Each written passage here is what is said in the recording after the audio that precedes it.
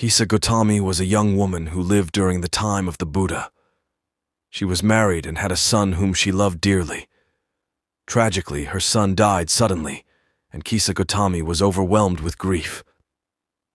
In her sorrow, she carried her dead son's body from house to house, asking if anyone could give her a medicine that would bring him back to life.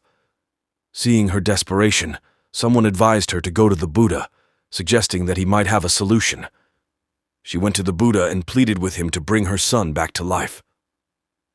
The Buddha listened compassionately and then told her that he could indeed make a medicine to revive her son, but he needed a special ingredient, a mustard seed from a household that had never known death.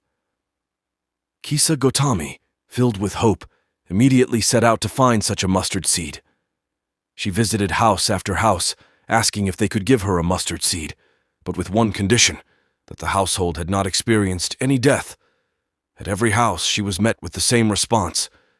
They could give her the mustard seed, but they had all experienced the loss of a loved one.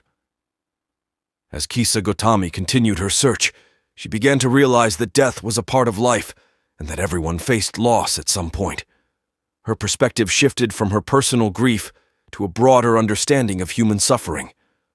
Returning to the Buddha, she no longer carried her son's body. She told the Buddha that she could not find a household that had not known death. The Buddha gently explained to her that death is a natural part of life, and it touches all living beings.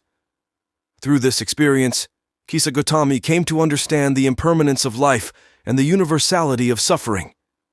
She eventually became a devoted follower of the Buddha and achieved enlightenment herself, understanding the nature of life and death.